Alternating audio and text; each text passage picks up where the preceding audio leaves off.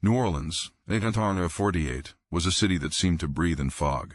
Long before the bell of dawn rang from the old cathedral towers, the Mississippi River exhaled a dense, clammy mist that drifted lazily through the streets. It crept along the brick-paved wharves and the narrow alleys of the French Quarter, curling around iron balconies and the stone steps of townhouses, clinging to the rickety wooden docks like a living, watchful thing. The fog carried the scent of the river-damp earth, river rot, and the faint tang of decaying fish, all overlaid with the faint, acrid smoke of last night.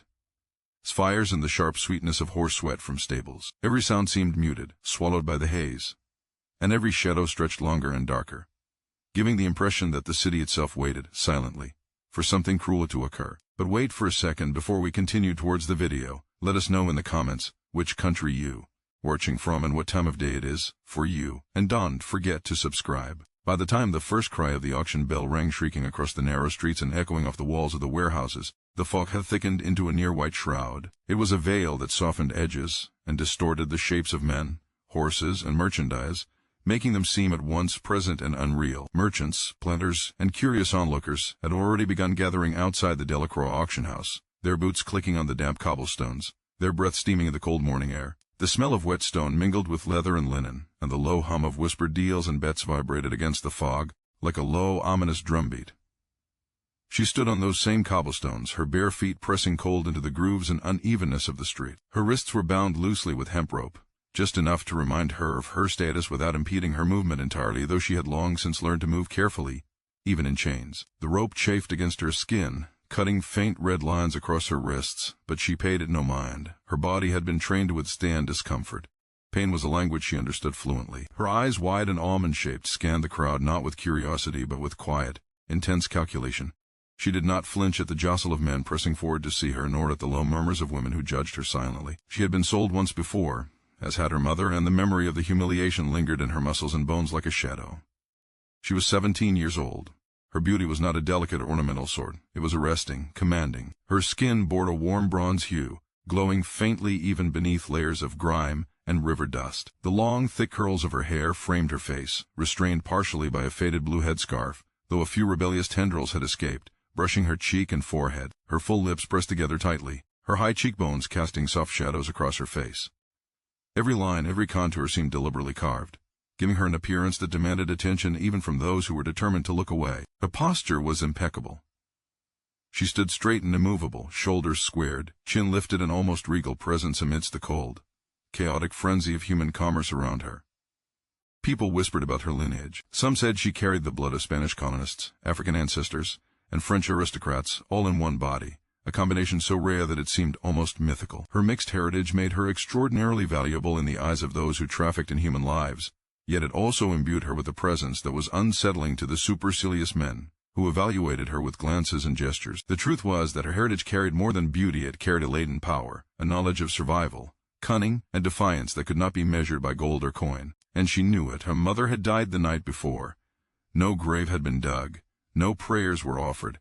The body was lowered, unceremoniously, into the river mud, swallowed by the wet earth and the cold current of the Mississippi. She remembered the scream of the river against the banks, the lapping of water on wood and stone, and the smell of wet soil and rot that clung to her hair and dress when she had tried to look after her mother in her final hours. No one had been there to witness the loss, and yet it had marked her more deeply than any chains or lashings ever could. That loss had left something buried deep beneath her ribs, something private and untouchable, a secret that would not be sold, counted, or measured, though it would define the rest of her life. The auctioneer, Lucien Harrow, emerged onto the raised platform. He was a tall, lean man, mid-40s, with hair streaked gray, slicked tightly back, and a sharp, hawk-like nose that suggested a predatory intelligence. His eyes were cold and calculating, and though the fog seemed to soften everything else, his figure was hard and precise, every line of his black frock coat and gloves immaculate despite the mist. He raised a gloved hand and adjusted his spectacles before beginning the morning's work, scanning the ledger with meticulous care. To him, she was not a girl. She was a commodity, refined and polished in the minds of buyers, waiting to be weighed in gold. Gentlemen, he began, his voice slicing through the fog and the hushed murmurs, you are bidding on refinement, on potential, on the promise of rarity. He allowed his gaze to linger on her, though it was clinical, impersonal, and calculating. She returned the look for a moment, her eyes steady, calm, and unflinching. She knew that all the whispered remarks about her lineage, her skin, her curls, were invisible to him. What mattered was her price, her ability to draw bids, and the profit he would take. Yet even in his cold calculation, she could sense a flicker of something unspoken, curiosity, a challenge, a recognition that there was more beneath the surface than he could ever quantify. The crowd shifted. A few men leaned forward, craning their necks. Some of the planters whispered under their breath, their words thick with anticipation and desire, not always mortal in nature. Others merely nodded, assessing. Each glance, each whisper was a measurement of her worth, though none of them could touch the truth of what she carried inside. She did not cry. Her lips remained pressed together. Her chest rose and fell steadily, deliberately slow, almost ceremonious. Beneath that calm exterior, however, her mind was sharp, calculating. She had been trained in observation since childhood. Every gesture, every facial expression, every twitch of muscle in those who surrounded her was catalogued silently. She noted the weight of men, as boots on cobblestone, the way hands gripped canes or gloves, the slight tilt of hats to conceal eye movement. Each detail was a thread in the larger fabric of survival. They whispered among themselves about her beauty, the rarity of her features, the harmony of her mixed ancestry. A young lawyer from uptown compared her to a marble statue he had seen in Paris. A sugar planter muttered that she might fetch more than some of the adult women he had purchased. All of them were wrong in assuming that her value was only in appearance. There was intelligence, cunning, and defiance in those almond-shaped hazel eyes. There was history in the tight set of her lips and the resilience in her posture, and there was a secret her mother had left beneath her ribs, a private inheritance of power, knowledge, and survival that would ensure she was never fully claimed. She felt the mist brush across her skin, cool and damp against her bare feet, curling around her ankles, seeping into her dress. It carried the scent of river mud and decay and the faint, lingering aroma of last night's fires. The fog was both a curtain and a shield. In its embrace, she could observe and calculate. She could remain unseen, almost invisible, even as the crowd assessed her openly, as if she were a piece of furniture or jewelry. And in that invisibility, she plotted, silent and unbroken.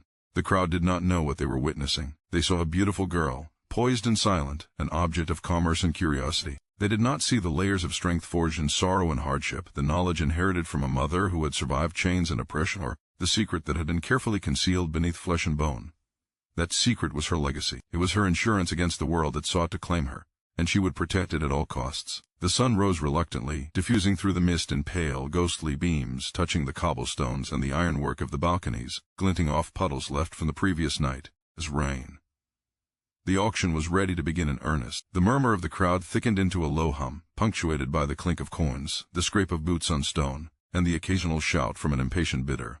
Lucien Harrow cleared his throat, his voice now carrying authority and control. Lot 7, he announced, glancing at the ledger. The finest young woman available this morning, rare in her lineage, exceptional in her form and demeanor. I call upon the gentleman to bid. The girl lifted her chin slightly, not defiantly, but deliberately. The gesture was small, but it carried weight, conveying dignity, awareness, and quiet resistance. She did not lower herself to the role the auctioneer prescribed. She would not be passive. She had learned, through observation and inheritance, that the smallest assertion of self in a sea of ownership was sometimes the first step toward freedom. And in the shadows of her calm, her impossible secret waited patient, dormant, and inviolable. Beneath the warmth of her bronze skin, just under the ribs on her left side, lay the knowledge, the token, the proof that no chain, no rope, no auctioneer could take from her. It was the final, silent witness to her existence and her mother's foresight. It was a secret that, when revealed, could change the course of lives. For now, however, she remained Lot 47, but Lot 47 had a mind, a body, and a secret that would not be sold. The bidding had been fierce. Her value had been declared in numbers, in the clinking of coins, in the quick, hushed whispers that filled the misty auction courtyard. Lucien Harrow had nodded and adjusted his gloves with satisfaction. The final, sold, still hanging in the air like a verdict rather than a transaction. She had been sold to Alistair Beaumont, a man whose reputation preceded him, wealthy, exacting, and careful in ways that often concealed darker impulses. Her eyes had met his briefly, across the fog and the crowd, but she had looked away immediately, refusing to grant him more than a single acknowledgment of her presence.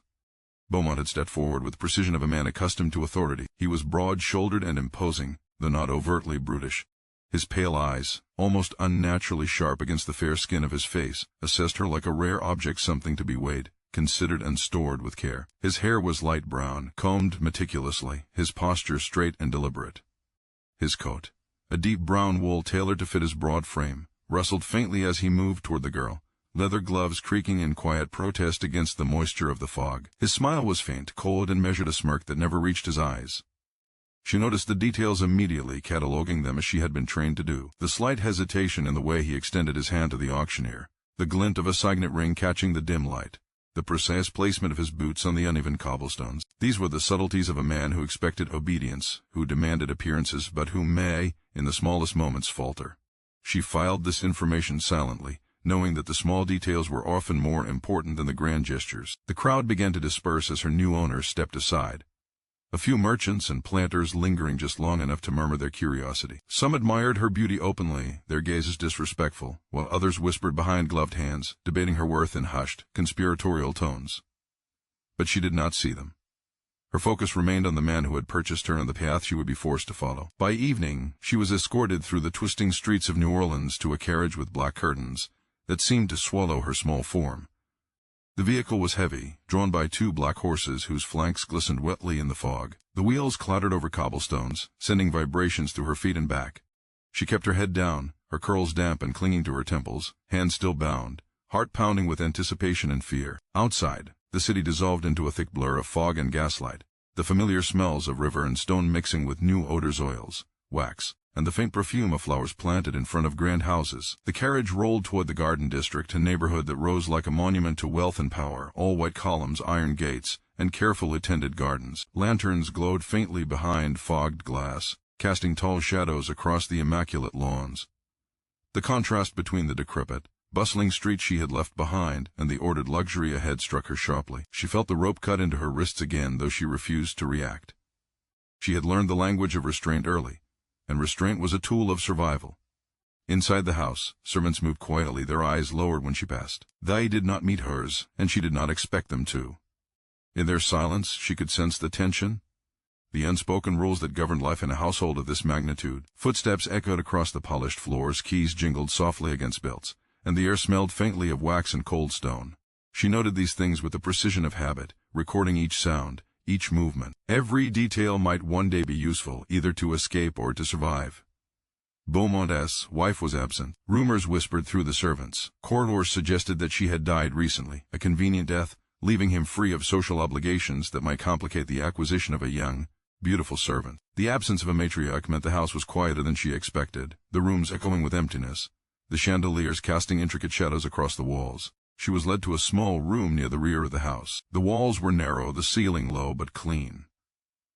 A single window overlooked a courtyard where fog clung stubbornly to the stone and ironwork. That night, alone in her assigned room, she finally allowed herself to examine the body she inhabited with more attention than had been possible in the chaos of auction and transit. Her palms moved methodically over her limbs, testing the pressure of the rope against her wrists, the ache in her shoulders from the ride, the subtle soreness that came from keeping her muscles coiled and ready. She pressed her palm against her lower ribs, just under the left side of her chest, and felt the hardness there, a small, familiar object buried beneath skin and muscle.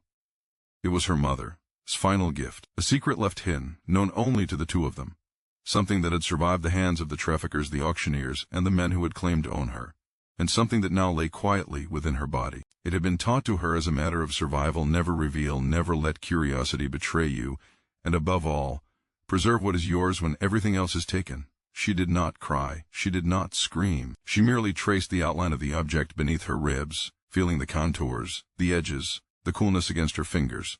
Pain had been a familiar companion throughout her life, yet this pain was different. It was precise, almost surgical, as if the secret itself demanded careful attention.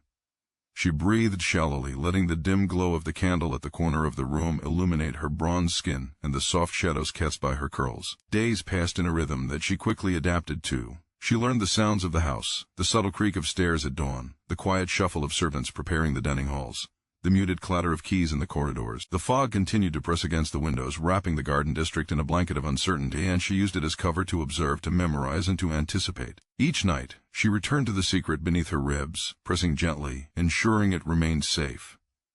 Beaumont himself rarely addressed her directly. He was polite, even distant, his presence measured and deliberate. He did not raise his hand, but his eyes were sharp and constantly observing.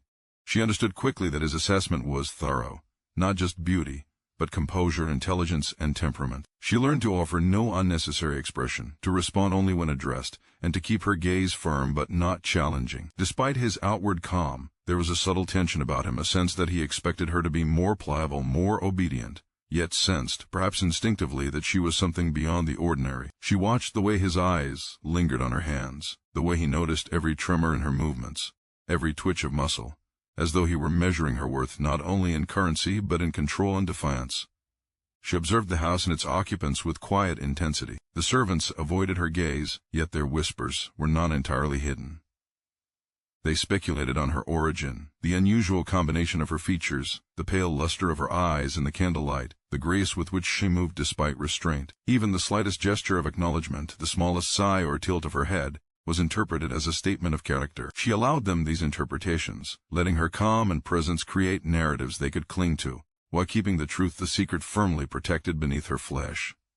The fog remained her ally. It pressed against the windows at night, curling around the balustrades, draping the garden in uncertainty, hiding her from prying eyes as she moved to the window to observe the world beyond the confines of the house. Shadows moved in the mist, and she traced the shapes of passing pedestrians, the silhouettes of horses and carriages, memorizing the rhythm of life outside. Knowledge, she had learned, was as valuable as gold, and the secret beneath her ribs, her inheritance from her mother, was a key to power that no one had yet recognized. Each night, as the candle guttered and the house settled into an uneasy quiet, she pressed her fingers against the secret. She traced the outline of the small, hidden object, feeling the familiar contours, the subtle coldness beneath her warm skin. It was more than a token, it was proof. Proof that her mother had not been ordinary, proof that her lineage had power, proof that she herself was more than a commodity. And with this knowledge came resolve. She had survived auction and transit, she had endured the calculated observation of her new master. She would endure the coming days and weeks as well. She would learn every sound, every nuance, every weakness that could be exploited. She would carry her mother, skiffed forward, hidden beneath the flesh that everyone claimed to own but which only she controlled. By the time the second week passed, the household had settled into a pattern, and she had settled within it. She moved with quiet precision, keeping to the shadows, observing, learning, remembering. Every night she revisited the secret beneath her ribs, ensuring it was undisturbed, nurturing the knowledge that one day it might grant her freedom not just of body, but of life of self. Though outwardly calm, she began to understand the rhythms of her captor. Esmond, Alistair Beaumont, for all his wealth and exacting nature, was predictable in subtle ways.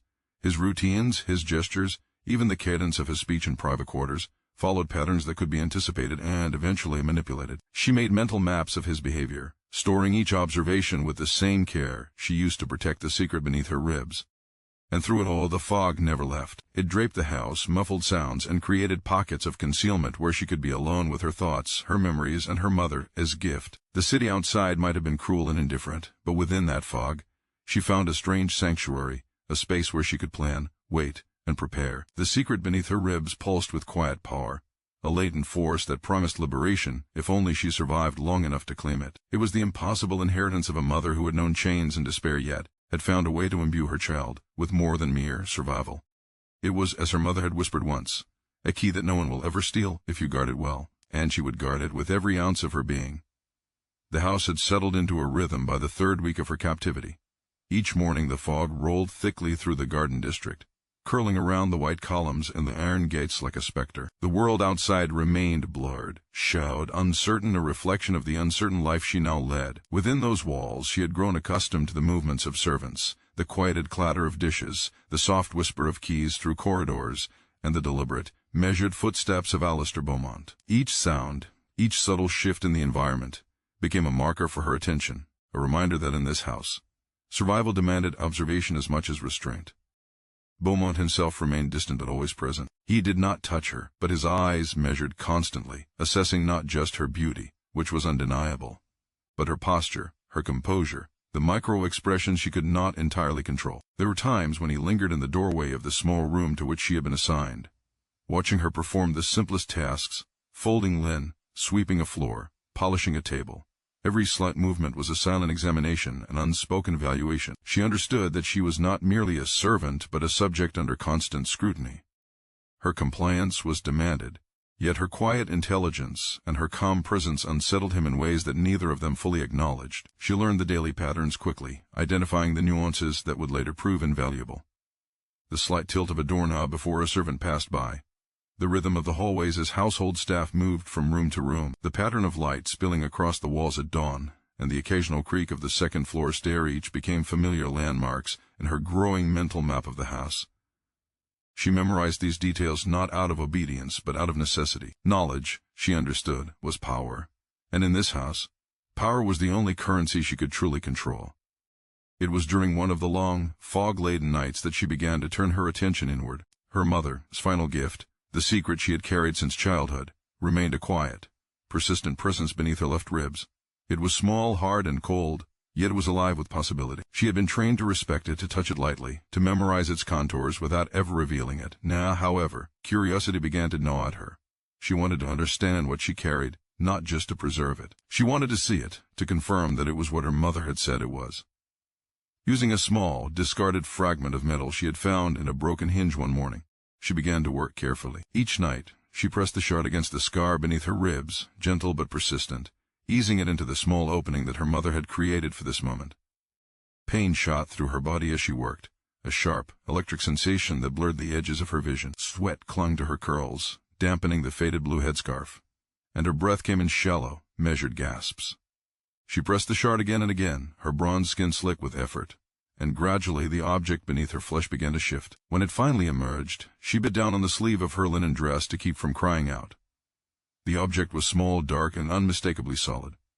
It was a thin metal plate, engraved with symbols that were nearly worn smooth. The designs were intricate, a mix of Spanish and French glyphs, accompanied by what appeared to be a series of numbers, coordinates perhaps. She traced them with her fingers, memorizing each curve, each line, each mark. The discovery made her pulse quicken. Her mother had not been an ordinary woman. This plate, this carefully hidden object, was proof. Proof that she carried not just ancestry, but heritage, knowledge, and possibly freedom. A sudden sound made her freeze.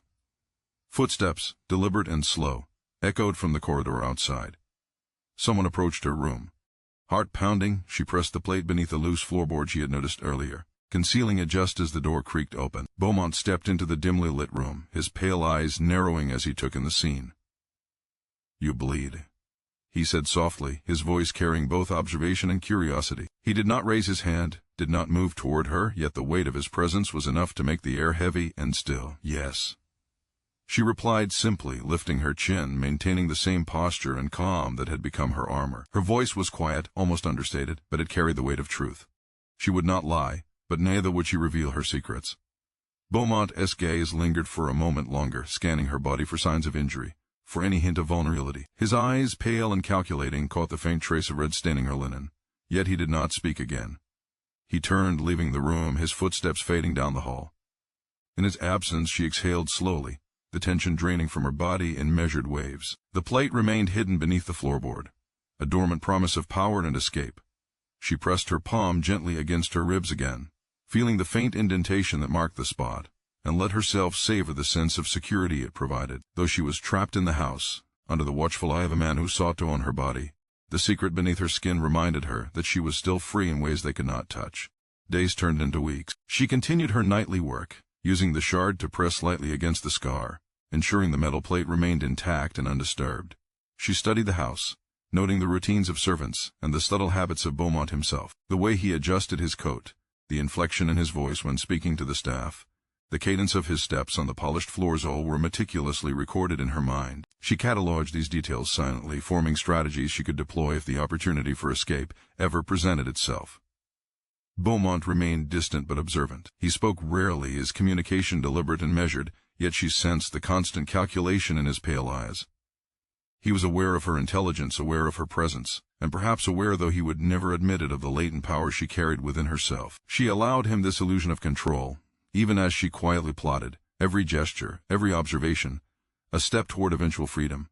The fog outside continued to play its part. Each night it rolled thickly through the garden district, curling around the house, draping the garden in mystery and concealment. She used it to her advantage, moving through the rooms and corridors when the light of the moon barely penetrated the mist. The shadows became her allies, the fog her veil, allowing her to navigate the house with relative freedom despite her captivity. She memorized every corridor, every staircase, every door, and every possible hiding place. Knowledge was as vital as breath, and she consumed it like food. Her body bore the marks of her endurance.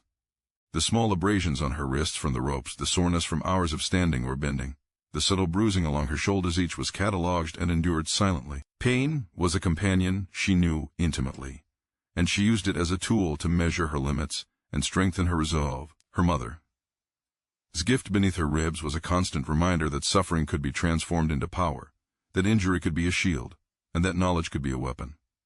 One night she attempted again to examine the plate more closely. The shard pressed against the small metal object, and as she eased it further, she noticed details that had been invisible in the dim light. Intricate patterns of intertwining lines, numbers that seemed to form coordinates, and symbols she recognized from the stories her mother had whispered in secret. These were not merely decorative. They were instructions, maps, and keys. The realization sent a shiver through her body. Her mother had prepared her for a life beyond captivity, leaving behind a tangible path toward freedom. Footsteps approached again. She paused, pressing the plate back beneath the floorboard just as Beaumont's silhouette darkened the doorway. His eyes scanned the room, noting the faint stains on her linen and the slight flush of exertion on her face. "You are meticulous?" he said, his tone flat but tinged with something unspoken. She met his gaze, calm and unwavering. "I do what I must," she replied. Her voice carried the quiet authority of someone who understood boundaries, someone who had been trained in restraint yet possessed an inner strength that could not be extinguished. Beaumont's gaze lingered a moment longer before he turned and left. The tension remained thick and unspoken, hanging in the room like the fog outside. She exhaled slowly, feeling the small thrill of victory at having concealed her secret once more. The plate remained hidden, safe, and intact. In the following days, she refined her understanding of the house and its occupants. She noted every shift in the fog, every change in the light, every new sound. Each observation was cataloged and stored, a mental map of opportunity that might one day become a plan. She moved silently, efficiently, and deliberately, ensuring that her secret remained protected, while also preparing herself for the possibility of escape. Her mother's gift pulsed with quiet potential beneath her ribs, a constant reminder of her lineage, her intelligence, and her resilience. It was a symbol of her mother's foresight and her own capacity to endure. Though she was confined physically, spiritually, and mentally, she remained free. Each night, she pressed lightly against the scar, feeling the hard edges of the metal plate, tracing its contours, memorizing its details, and reaffirming her connection to the past and the promise of the future. Beaumont continued to watch, never touching, never overtly interfering, but always assessing. He was a man of calculation, and perhaps he recognized at some level that she was not simply a passive object. She carried herself with dignity, intelligence, and silent defiance. The secret beneath her skin made her more than a commodity. It made her a potential adversary, a living embodiment of a heritage that he could not fully comprehend or control. And in the quiet hours of the night, as the fog pressed against the window panes and the moonlight glimmered through, she allowed herself a small, private smile. The secret beneath her ribs was more than a gift. It was a promise that one day she would reclaim what was rightfully hers, a promise that the world would recognize her power, even if only after she had left it behind. By the fourth week, the house had become a second skin. She knew the creak of every floorboard, the subtle change in light as day broke, and the faintest shift in fog that pressed against the garden district in the early mornings. The rhythms of Beaumont's household were no longer foreign to her. She could move with the grace of familiarity, blending into shadows, fading into corners, and observing without being observed. Each step she took was deliberate, measured, and careful, intricate dance in a house that expected obedience and offered scrutiny in equal measure. Yet even amidst the monotony of servitude, her mind never rested. The metal plate beneath her ribs continued to hum with potential. Its presence reminded her nightly that she was more than a commodity. Her mother had hidden it there, with purpose. Each night, when the house settled into the hushed stillness of sleep, she pressed gently against the scar, feeling its edges, tracing its contours, memorizing the symbols etched upon it. Every time she touched it, she reaffirmed the inheritance of power and cunning that her mother had bestowed upon her, a power that, though invisible to those around her, was real, tangible, and hers alone. It was during a particularly violent storm that her opportunity finally presented itself. The sky darkened earlier than usual, clouds rolling in thick and low over the city, blending with the familiar river fog to create an almost supernatural darkness. The wind picked up, tearing at the iron gates and rattling the window panes. Sheets of rain lashed against the garden and the polished floors inside the house, and the distant rumble of thunder made the walls tremble ever so slightly. The air smelled of wet stone, river mud, and ozone, a strange mixture that made her pulse quicken. That night, as the household descended into semi-darkness, she prepared herself. Every step had been planned mentally over the previous weeks. She had mapped the corridors, memorized the timing of the servants' movements, and noted the locks and mechanisms of the heavy doors. She had waited for a night when the storm would cover the noises of her movements, a night when the house itself would mask her escape. The rain, the wind, and the thunder were all allies, instruments in a symphony that would allow her to move unseen. First, she retrieved the metal plate from its hiding place beneath the floorboard. Its surface glimmered faintly in the dim light of the candle, wet from the moisture that had seeped into the cracks of the room. She traced the engraved symbols again, her fingers following the delicate patterns her mother had etched. Spanish lines intertwined with French numbers, forming coordinates she could not yet fully comprehend, but she felt their significance intuitively.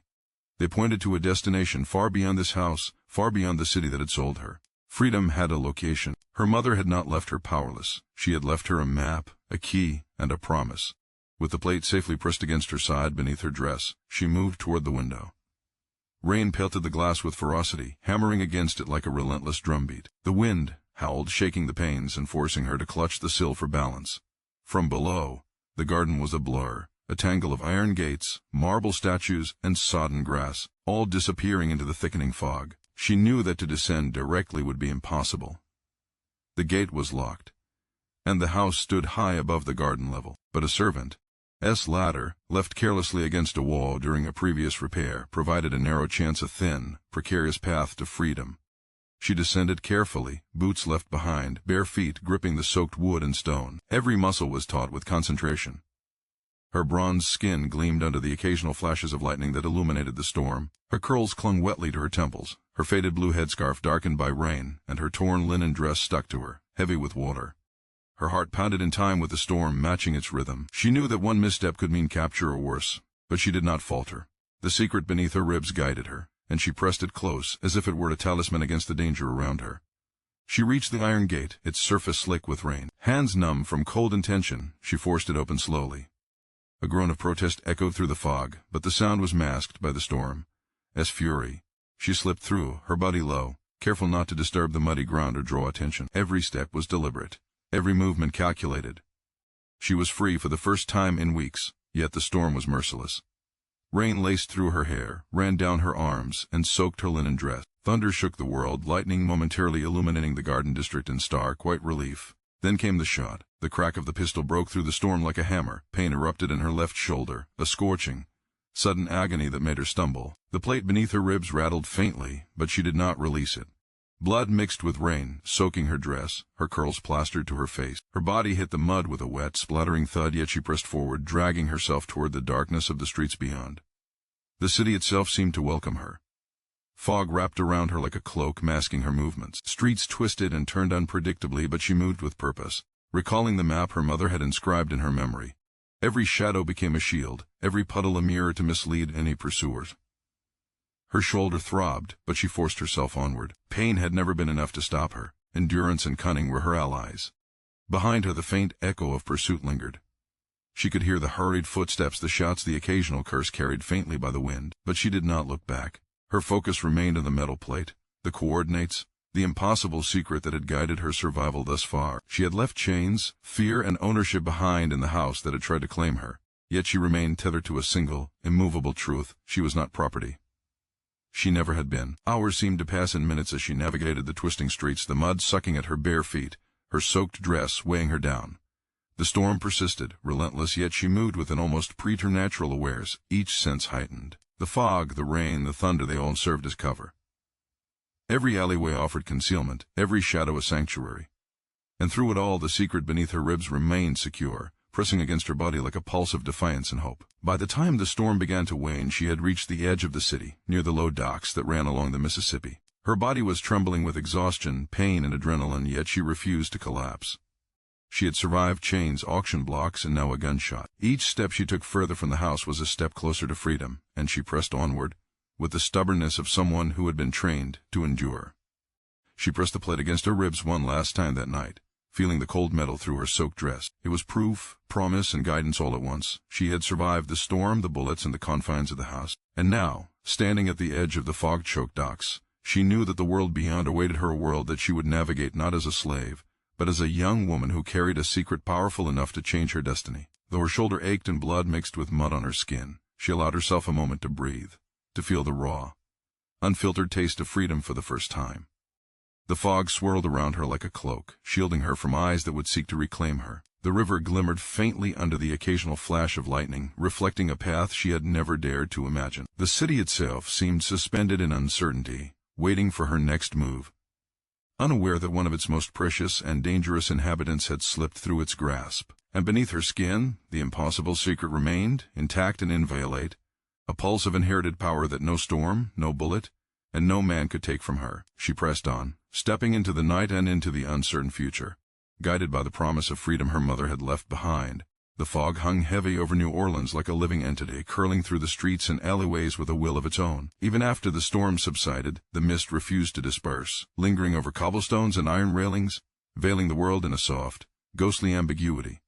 She moved through it like a shadow, barefoot, soaked and aching, yet resolute. Every sense was heightened, attuned to sound, movement, and smell. The wet mud clung to her ankles, her linen dress clinging to her body. But she welcomed the physical weight it reminded her that she was alive, that every step she took mattered, and that the secret beneath her ribs remained intact. She had escaped Beaumont's house, but she was not yet free. The streets of New Orleans were alive with danger, a labyrinth of human threats and unpredictable chance. Men patrolled the alleys, drunken laborers stumbled over puddles, and the distant shouts of watchmen echoed faintly through the fog. Yet she moved carefully, memorizing every obstacle, calculating every step. Her body ached from the storm, her shoulder burned from the gunshot, but pain was a familiar companion. Pain sharpened her senses, made her cautious, made her agile. It was an ally as much as it was a reminder of the cost of freedom. The metal plate beneath her ribs pressed lightly against her side, a constant reassurance. She had studied it obsessively, traced the symbols with her fingertips, and memorized the intricate engravings. Its meaning was partially revealed, but she sensed that the full significance would only become apparent when the time was right. For now, it was a talisman, a proof of her mother. Foresight, a compass pointing toward a life that she could claim for herself. She had inherited not only survival but cunning, foresight, and patience, the traits that allowed her to navigate this city under the shroud of mist. As she moved deeper into the fog-choked streets, the city revealed its hidden dangers. A gang of rowdy men spilled out from a tavern, their laughter coarse, their intentions clear in the way they lingered near the shadows. She pressed herself against the wet brick wall of a narrow alley, holding her breath as they staggered past, their boots splashing in the puddles. Her eyes, dark and almond-shaped, followed them intently, cataloging the patterns of their movement, the way they clutched at knives, the subtle cues that betrayed their aggression. Once they were gone, she exhaled slowly, keeping her posture low, moving onward with deliberate precision. The fog acted as both shield and disorienting mirror. Shapes shifted unexpectedly, buildings appeared closer or further than they truly were, and distant noises morphed into phantom threats. She relied on memory, intuition, and the careful mapping she had done during her weeks of captivity to navigate the streets. Every corner became a calculated decision point, every alleyway a potential trap. Yet she had trained herself for this moment. Her mother's gift beneath her ribs reminded her that knowledge and patience were her weapons. The world might see a vulnerable young woman, but beneath the surface, she was far from defenseless. Hours passed, marked only by the distant chimes of a half-broken clock tower and the occasional flicker of gaslight through the mist. Hunger and exhaustion clawed at her body, but she pushed onward, driven by the promise of freedom. Her shoulder throbbed with every movement, yet the pain became a rhythm she adapted to, a cadence she could endure. The city seemed endless, a maze of fog-laden streets, bridges, and canals, but she pressed forward, guided by the internal compass her mother had provided in the form of the engraved plate. Eventually, she reached a narrow canal, its surface reflecting the ghostly light of gas lamps. Small boats bobbed in the murky water, tied loosely to the wooden docks, their ropes frayed and wet.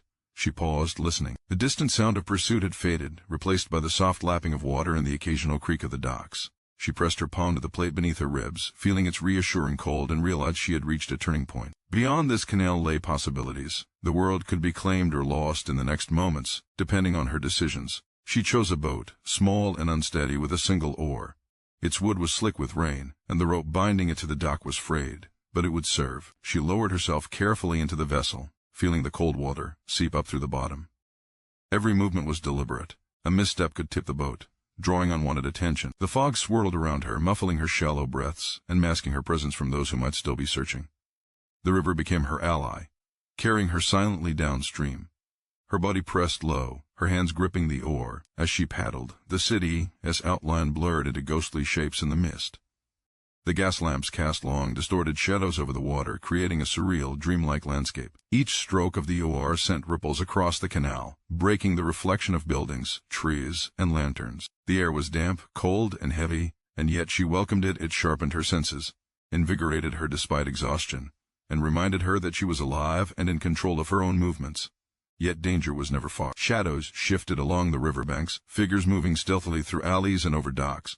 She pressed herself lower into the boat, her wet curls plastered to her forehead, eyes scanning for movement. Every sound, from the distant bark of a dog to the faint scraping of wood against stone, was catalogued and analyzed. Each possible threat became a puzzle to solve, and each solution brought her closer to survival. Her body was weary, her shoulder burned with every movement, yet the secret beneath her ribs remained secure, a pulse of inherited strength and guidance. Hours passed like this, the mist thickening and thinning in unpredictable waves. She paddled silently, moving through the labyrinth of canals guided by memory, intuition, and the subtle knowledge encoded in her mother's gift. The city seemed both immense and intimate, a living entity that could either swallow her or protect her, depending on how carefully she navigated its hidden passages. Each turn, each shadow, each sound required immediate decision-making. Hesitation could mean capture, impulsivity could mean injury or worse. Yet she moved with a calm, almost preternatural awareness, each action deliberate and precise. By dawn, the fog began to lift slightly, revealing glimpses of the city's grandeur. The spires of churches rose through the mist, their outlines stark against the pale light of morning. Markets and wharves came into view, with workers beginning their early tasks. She remained in the shadows, slipping silently along the edges, avoiding paths and streets where her presence might be detected. Hunger gnawed at her stomach, exhaustion pulled at her limbs, but her resolve never faltered. Her body was tired, but her mind was clear. The plate beneath her ribs remained her anchor, her secret, and her guide. In the quiet moments of dawn, she allowed herself a brief reflection. She had escaped chains, the storm, and a gunshot. She had moved through the city, fog, avoided detection, and survived the night. Yet she knew the path ahead remained fraught with danger. The secret beneath her ribs was still a key, but it was also a target. Any misstep could allow someone to claim her or her inheritance. She pressed her palm gently against it, feeling its reassuring cold, and whispered softly to herself, "I will survive, I will endure, I will claim what is mine." With renewed determination, she continued through the streets, guided by memory, intuition, and the promise of freedom encoded in her mother's gift. The city was vast and full of peril, yet each step forward brought her closer to independence. The impossible secret beneath her ribs remained intact, a pulse of power and potential that no storm, no man, and no city could extinguish. Hours later, she found herself at the edge of the French Quarter, near a small, narrow alley where the fog clung stubbornly. She paused, listening. The distant sounds of commerce, footsteps, and horse hooves provided both cover and distraction. She pressed herself against the wall, slipping into shadow, and allowed her senses to take in every detail. Her body ached, her shoulder burned, and her dress clung to her, but she moved with deliberate precision. Each moment was a test, each decision a matter of survival, each step guided by the secret beneath her ribs. By midday, she had reached a safer part of the city, a maze of narrow streets, low houses, and overgrown courtyards. Here the fog had thinned, but shadows and corners still offered concealment. She moved silently, blending into the environment, allowing her body to rest briefly while keeping her senses alert. Hunger and fatigue pressed at her, but she refused to yield. The secret beneath her ribs remained her anchor, guiding her, sustaining her, and reminding her of the legacy she carried. She understood that the journey ahead would be long, filled with unknown dangers and challenges. But for the first time since her life had been sold, she felt the stirring of agency, of control, of true freedom. Each step, each breath, each careful movement brought her closer to a life of her own choosing. And beneath the surface, the impossible secret remained intact, a pulse of power, knowledge, and promise that no one could ever take from her. The French Quarter had emerged from the mist, but the city remained a labyrinth. Narrow streets twisted unpredictably, shadows pooled beneath shuttered windows, and alleys vanished into darkness. Each corner held potential danger, each doorway a possible trap. She pressed herself against the damp, brick walls, soaked linen clinging to her bronzed skin, her bare feet muffled in the muddy cobblestones. Her shoulder throbbed sharply with every movement, yet she endured. Pain had become familiar, almost routine, a companion that sharpened her senses rather than diminished her resolve. The metal plate beneath her ribs remained a constant, reassuring presence. She had memorized its intricate symbols, traced its curves, and felt the latent power within it. It was more than a talisman. It was a key, a map, and a promise, encoded by her mother to guide her through peril and toward independence. She pressed it lightly through her dress, feeling its cold edges against her flesh. With each pulse, she drew courage, remembering that no chain, no man, no storm could claim what her mother had entrusted to her. The early morning streets were empty, the market stalls still shuttered, and the faint smell of river mist mixed with baked bread and wood smoke. She paused, listening to the quiet hum of the city awakening. Her ears caught the distant gallop of hooves, the scrape of wagon wheels, and faint, hurried voices. They could be hunters, citizens, or chance travelers. She could not tell. Instinct demanded she move, and she obeyed, melting into shadow, sliding down narrow alleys that twisted unpredictably but always led her forward. A sudden noise behind her made her spin instinctively. A man had emerged from a doorway, his face obscured by a shadowy hood. His hands reached for her as she stepped back, instinctively ducking and twisting, using the momentum of her small, agile body to evade his grasp. The man stumbled forward, cursing, and she did not wait to see his reaction further. She pressed onward, heart pounding, adrenaline flooding her veins. The secret beneath her ribs remained her anchor, reminding her that she was more than prey. She was cunning, prepared, and capable. The streets grew narrower, the buildings older, their stone facades pitted and blackened with decades of smoke and rain. A faint canal appeared at the edge of a courtyard, water reflecting the gray light that penetrated the morning fog. She paused, considering her next move. There was a boat moored loosely, half hidden beneath overhanging vines and debris. Its wood was slick, its ropes frayed, but it could serve. She lowered herself carefully, the water cold against her fingers, as she tested its stability. Her bare feet pressed against the wet wood as she climbed aboard, pressing herself low to avoid visibility. The canal was alive with muffled sounds, distant voices, splashing water, and the occasional creak of boards beneath the docks. She paddled slowly, deliberately, keeping her movements controlled. Each stroke sent ripples across the murky water, breaking reflections and masking her presence. The fog curled around her boat, thick and protective, providing both concealment and a surreal, dreamlike quality to the city she had once known only as a cage. Her shoulder throbbed sharply with every movement, yet she ignored it, drawing strength from the secret beneath her ribs and the promise it carried. Hours seemed to stretch endlessly as she maneuvered through the twisting canals, her body aching, her skin chilled from wet linen and exposure. Hunger gnawed at her, but she could not allow it to slow her. Survival demanded constant vigilance. She scanned the edges of each canal for potential threats, every shadow analyzed, every flicker of movement cataloged. A group of dockworkers appeared in the distance, shouting across the water as they unloaded barrels. But the fog and her careful timing allowed her to slip silently past them, a ghost in the half-light. By mid-morning the fog began to lift slightly, revealing glimpses of the city, its grandeur. She could see spires rising above the rooftops, iron balconies adorned with wrought iron filigree, and narrow streets that stretched like veins through the quarter. Yet she remained cautious. Every open space, every lighted corner, was a potential hazard. She pressed herself low in the boat, guiding it with precision, avoiding the murky edges where the current could betray her presence, or unsteady boards could tip her vessel. The city itself seemed to conspire with her, hiding her in its folds while offering pathways to navigate. A sudden shout startled her. Figures appeared on the docks, men pointing toward her, voices harsh and urgent. The heart-stopping recognition of pursuit flared inside her chest. She pressed the oar into the water with renewed vigor, moving silently but rapidly, letting the fog obscure her flight. The boat wobbled perilously, water splashing over the edges, yet she maintained control. The secret beneath her ribs remained steady, a pulse of calm in the chaos, a reminder that she was more than a victim, more than prey. She was a strategist, a survivor, an inheritor of a power that could not be stolen. The chase lasted for what felt like hours, though it was likely only minutes. She navigated the canals with a growing familiarity, anticipating turns, currents, and obstacles. Her shoulder burned. Her hands were raw from gripping the oar, yet she ignored the pain, relying on memory, instinct, and the guiding pulse of the plate beneath her ribs. The water, the fog, and her own cunning were allies in this desperate flight. Finally, she reached a secluded junction where multiple canals converged. Here the fog was thickest, curling around walls and arches, and the river, as current slowed, creating small eddies and reflections that distorted the view. She tied the boat loosely to a hidden post, her bare feet sinking into the mud as she stepped out. Every sound was magnified, the creak of rope, the splash of water, distant voices, the faint rustle of leaves. She pressed herself into shadow, moving silently toward the safety of narrow streets, careful not to make noise.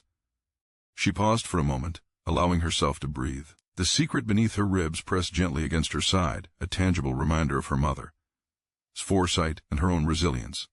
She traced it lightly through her dress, feeling its cold edges and intricate engravings. It was more than a map, it was a guide, a proof of inheritance, a promise of autonomy and empowerment. In that moment, she understood that her journey was not merely physical but also symbolic. She carried within her the legacy of a mother who had defied the world and entrusted her child with the impossible. Moving through the streets, she began to notice the signs of the city. Rhythm, merchants opening their shops, the distant clatter of carts over cobblestones, the voices of laborers negotiating for wages. She slipped between shadows, letting the city itself shield her presence while memorizing paths, exit points, and hidden corners. Each step was deliberate, every motion calculated. She had survived auction blocks, storms, gunshots, and pursuit, and she knew that each subsequent obstacle would require the same combination of patience, intelligence, and courage. By afternoon she had reached the outskirts of the quarter, where the streets were quieter, less trafficked, and the alleys deeper and darker. She paused in a small, abandoned courtyard, letting her body rest for a few moments, though the secret beneath her ribs reminded her to remain alert. She pressed her fingers lightly against the plate, feeling the intricate engravings, tracing the lines, memorizing the symbols once more. Each contact was a reassurance, a signal that she remained protected, powerful, and capable of navigating the dangers that surrounded her. Her body ached from exhaustion, hunger gnawed at her stomach, and her shoulder burned with a persistent throb, yet her mind remained sharp, alert, and purposeful. The secret beneath her ribs was no longer merely a talisman, it was a weapon, a guide, and a compass. Her mother had left her more than a legacy, she had left her a means to survive and reclaim a life of autonomy. She would not squander it. The city stretched endlessly before her, a maze of potential freedom and hidden danger. Yet she moved with confidence, guided by the pulse of her inheritance and the lessons of survival she had cultivated over a lifetime. Each alley, canal, and shadow was an opportunity to outwit, evade, and endure. The impossible secret beneath her ribs remained intact, a testament to her mother's foresight, her own intelligence, and the enduring strength of her spirit. As night fell once more, she pressed onward, leaving behind the shadows of the city she had once known as captivity. The fog rolled in again, thick and protective, curling around walls, alleys, and canals, offering concealment and a sense of surreal freedom. She pressed her palm gently against the plate beneath her ribs, feeling its cold edges, tracing its curves, and reaffirming the promise it represented, that no storm, no man, and no city could claim what was inherently hers. She was free, not entirely, not yet, but free in a way that no auction block, no storm, and no pursuer could undo. And beneath her skin the impossible secret remained, intact, a pulse of guidance, power, and inheritance that would shape the path of her life forever.